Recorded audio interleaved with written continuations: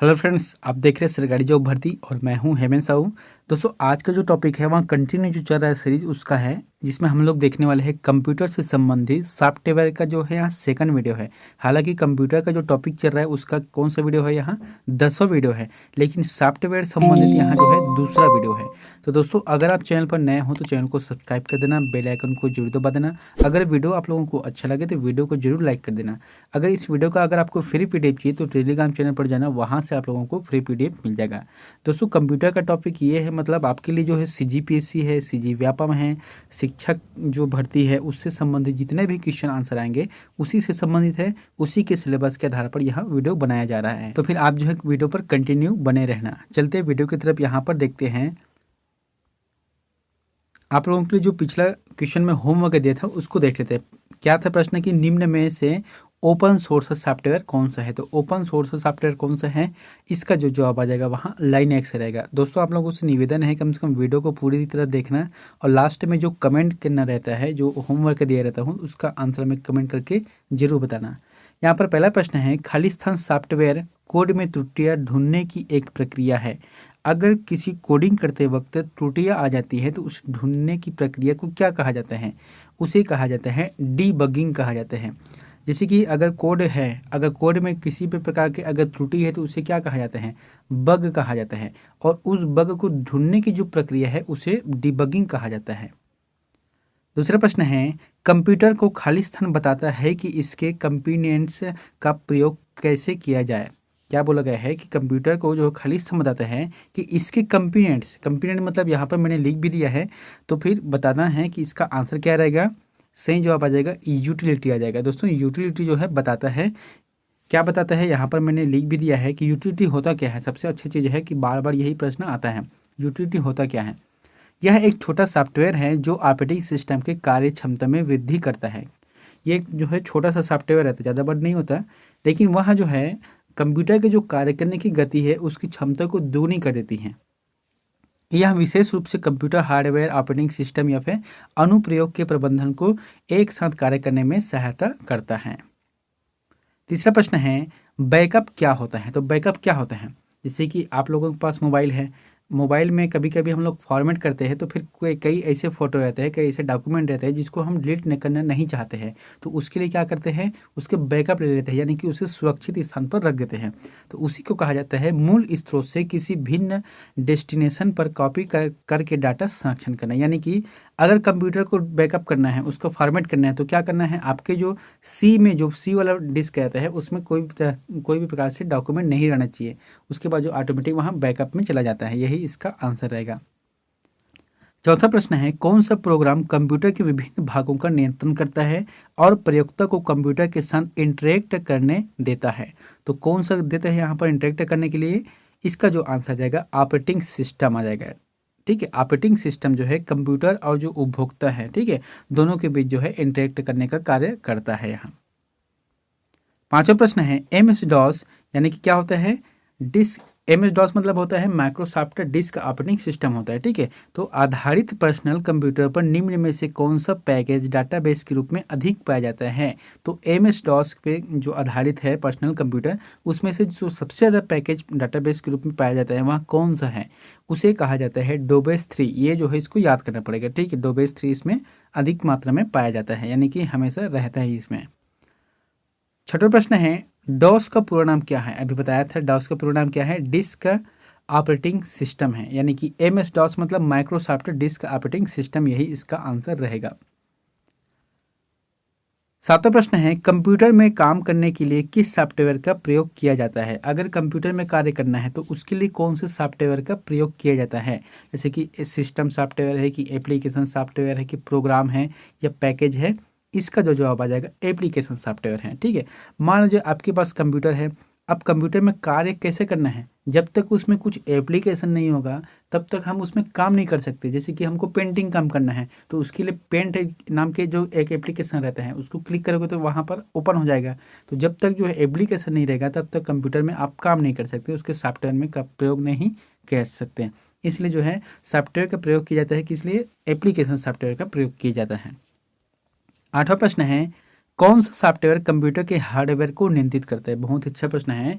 अब ऐसे सॉफ्टवेयर का नाम बताना है जो कि पूरे सिस्टम को केंद्रित करता है, नियंत्रित करता है। इसका जो आंसर आ जाएगा वहाँ सिस्टम सॉफ्टवेयर आता है, ठीक है। जैसे कि ये सिस्टम है, अब सिस्टम को पूरी तरह से नियंत्रण का काम कौन करता है? वहाँ सिस्टम सॉफ्टवेयर करता है। हालांकि हमको चलाने के लिए आपको एप्लीकेशन सॉफ्टवेयर की जरूरत जरूर पड़ेगी, लेकिन जो है पूरी नियंत्रण का कार्य है वहाँ सिस्टम सॉफ्टवेयर करता है। 10वां प्रश्न है, यहाँ पर 9वां प्रश्न है, कंपाइलर कंप्यूटर की किस प्रकार की भाषा है? तो कंप्यूटर जो कंपाइलर है वहाँ कंप्यूटर की किस प्रकार की भाषा है? एक उच्च स्तरीय भाषा है कि निम्न स्तरीय भाषा है कि पास्कल है कि कोबोल भाषा है? सही जवाब आ जाएगा इसका निम्न स्तरीय भाषा। दोस्तों यहाँ जो है एक सॉफ्टवेयर के अंतर्गत आता है। कंपाइलर क्या है? निम्न स्तरीय भाषा है। यहाँ उच्च स्तरीय जो भाषा है उसे कंपाइलिंग करते हैं, उसको जो कंपेयर करता है और उसके बाद जो है मशीनी भाषा में उसको ट्रांसलेट भी करता है। 10वां प्रश्न है, कंप्यूटर में उपयोग के लिए बाजार में बिकने वाले प्रोग्राम को क्या कहते हैं? तो कंप्यूटर में अगर उपयोग करना है तो उसके जो बाजार में जो मार्केट में जो अलग अलग प्रोग्राम मिलते हैं, जो सॉफ्टवेयर मिलते हैं, उसे क्या कहा जाता है? उसे कहा जाता है सॉफ्टवेयर पैकेज कहा जाता है, ठीक है। सॉफ्टवेयर पैकेज कहा जाता है। सिंपल सी बात है, जैसे कि किसी के पास कंप्यूटर है, उसमें जो एक पैकेज रहता है जो हमेशा सभी के पास रहता है, वो क्या है? MS जो है माइक्रोसॉफ्ट नाम के एक पैकेज रहता है, जिसके अंदर क्या है? माइक्रोसॉफ्ट वर्ड भी रहता है, माइक्रोसॉफ्ट एक्सेल रहता है, एक्सेस रहता है, पावर पॉइंट रहता है।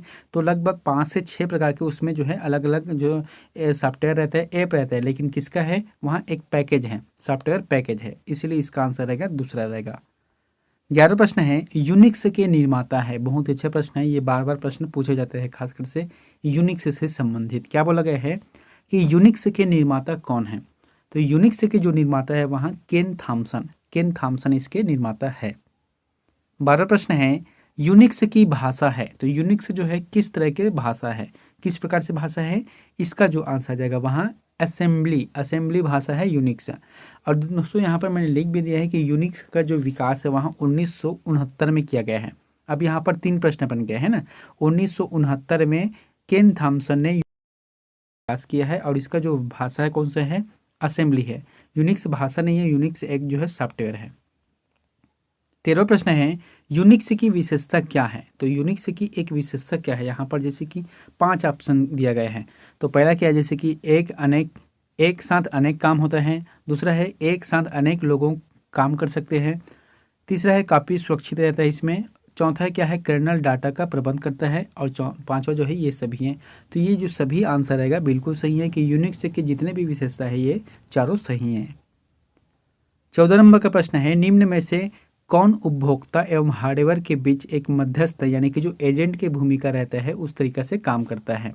जैसे कि क्या है? ये कंप्यूटर हो गया, कंप्यूटर मतलब एक हार्डवेयर है, और एक हो गया उपभोक्ता जो कि इसका उपयोग करते हैं। तो दोनों के बीच जो कार्य करता है वह कौन है? तो इसका जो आंसर आ जाएगा OS रहेगा, ठीक है। OS मतलब क्या होता है? Operating system. तो ऑपरेटिंग सिस्टम ही दोनों के बीच जो है इंटरफेस करता है, दोनों को एक दूसरे के सामने लाता है। अगर OS नहीं रहता है तो दोनों का यहाँ पर कोई महत्व नहीं रहेगा। 15 नंबर का प्रश्न है, कंप्यूटर की असेंबली भाषा में लिखे गए प्रोग्राम को मशीनी भाषा में बदलने का काम कौन करता है? अब यहाँ पर लिखा है, मान जो कोई असेंबली भाषा में है, अब उस भाषा को लिखे गए जो भाषा है उसको जो है मशीनी भाषा में लेना है, यानी कि 01 के फार्मूला के हिसाब से लेना है, उसमें बदलना है। तो इसका जो काम है वह कौन करता है? जैसे कि असेंबलर है, कंपाइलर है, इंटरप्रिंटर है या फिर प्रोसेसर है। तो इसका जो जवाब आ जाएगा असेंबल जो है इसका कार्य करता है। 16 नंबर का प्रश्न है, किसी प्रोग्राम की मशीनी भाषा में किया गया अनुवाद क्या कहलाता है? तो कोई भी अगर प्रोग्राम है मशीनी भाषा में किया गया जो अनुवाद है उसे क्या कहा जाता है? उसे कहा जाता है ऑब्जेक्ट प्रोग्राम कहा जाता है। 17 प्रश्न है, निम्न में से कौन से प्रकार का कंप्यूटर सॉफ्टवेयर जिसे खरीदा नहीं जा सकता? अब यहाँ पर जैसे कि 3 ऑप्शन दिया गया है जिसमें ये बताना है कि कौन से जो सॉफ्टवेयर है उसे खरीदा नहीं जा सकता। जैसे कि ऑफ द सेल्फ है, टेलर मेड है, कस्टम विकसित है। कस्टम विकसित मतलब होता है जो है कस्टमर के लिए, ग्राहक के लिए विकसित किया जाता है। और चौथा है कि इनमें से कोई नहीं। सही जवाब क्या जाएगा? इनमें से कोई नहीं, यानी कि इसको जो है खरीदा नहीं जा सकता, ये चौथा ऑप्शन है, सही रहेगा।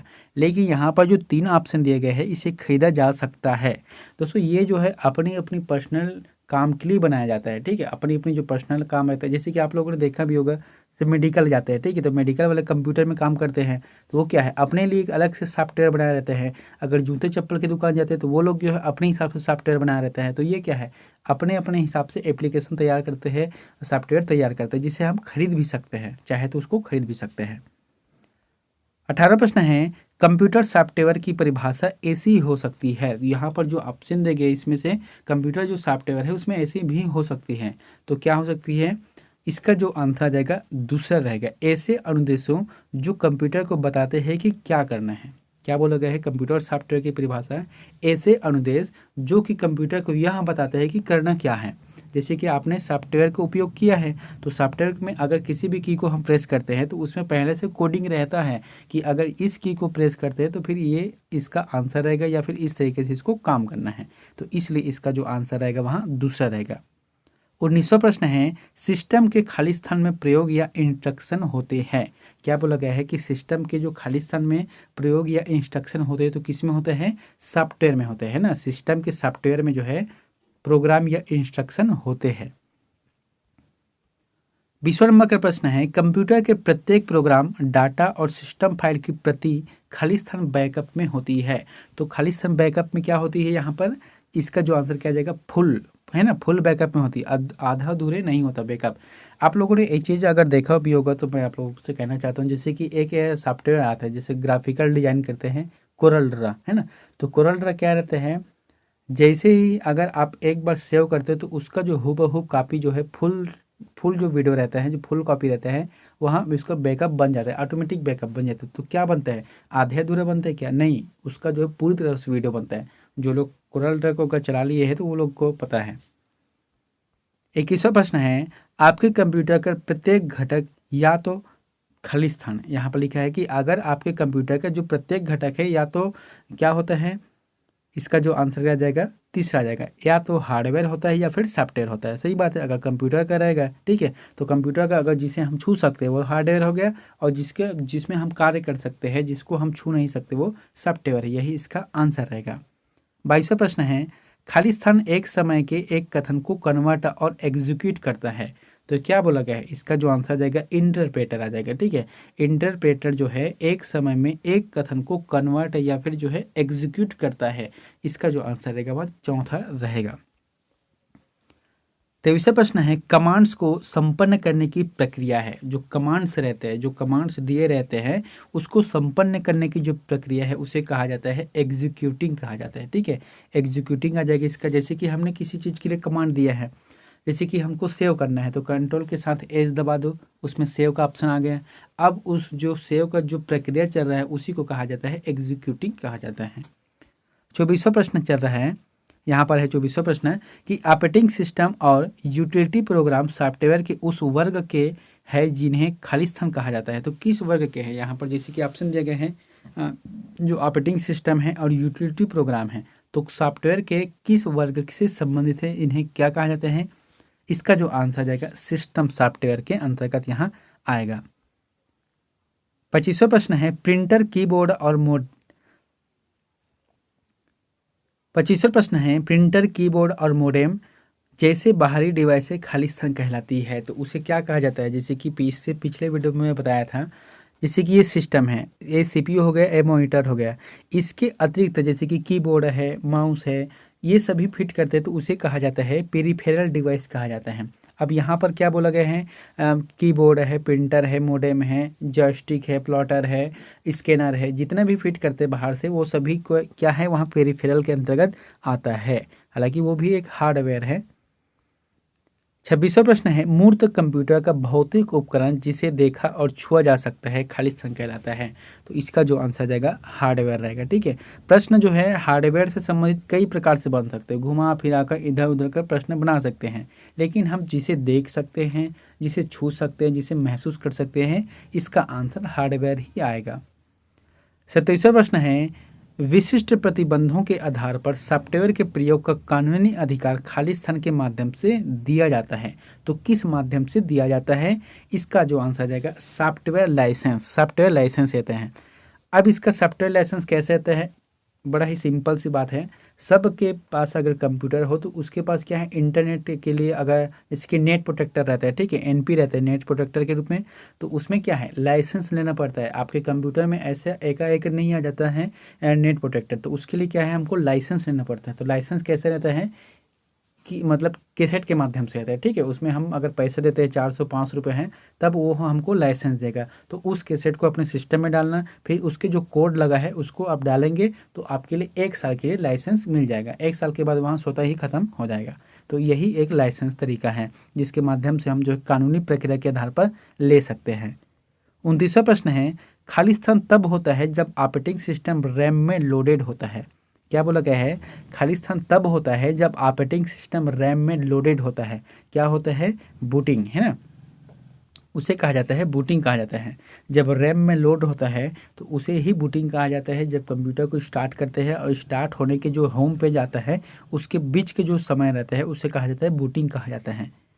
दोस्तों 30 नंबर का प्रश्न क्या है, सिस्टम को बूट करने का क्या अभिप्राय है। अब सिस्टम को बूटिंग कर रहे हैं, बूट कर रहे हैं, तो फिर क्या अभिप्राय है इसका। इसका जो आंसर आ जाएगा, ऑपरेटिंग सिस्टम को लोड करना, यही है इसका आंसर। जैसे कंप्यूटर को चालू करते तो एकाएक चालू नहीं होता, वो उसमें समय लगता है और लगभग जो है 20 सेकंड 30 सेकंड या फिर 1 मिनट का टाइम लगते हैं। तो ये क्या है, ऑपरेटिंग सिस्टम को लोड करते रहता है, ठीक है, उसमें जो है अपनी क्रिया करते रहते हैं। दोस्तों 31वां नंबर का प्रश्न आप लोगों के लिए होमवर्क है, तो इसका आंसर हमें प्लीज़ कमेंट बॉक्स पर जाकर जरूर बताएं। और दोस्तों आप लोगों से निवेदन है कि वीडियो को पूरी तरह से देखना, क्योंकि यहाँ पर जो बताया जा रहा है वो बहुत ही अच्छा है, हर एग्जाम में आता है, आने लायक है, और जो आ चुके हैं उसी को मैं बता रहा हूँ। यहाँ पर प्रश्न क्या बोला गया है, POST यानी कि पोस्ट का पूर्ण रूप क्या है। यहाँ पर जो ऑप्शन दिया गया जैसे कि पावर ऑन सेल्फ टेस्ट है, प्रोग्राम ऑन सेल्फ टेस्ट है, पावर ऑन सिस्टम टेस्ट है, या फिर प्रोग्राम ऑन सिस्टम टेस्ट है। इन चारों में से जो भी ऑप्शन आपको सही लगता है तो प्लीज़ कमेंट बॉक्स पर जाकर जरूर बताएं। और दोस्तों वीडियो अच्छा लगा तो वीडियो को लाइक कर देना, चैनल पर नए हो तो चैनल को सब्सक्राइब करके बेल आइकन को जरूर दबा देना। मिलते हैं नेक्स्ट वीडियो में एक नई जानकारी के साथ। Thank you.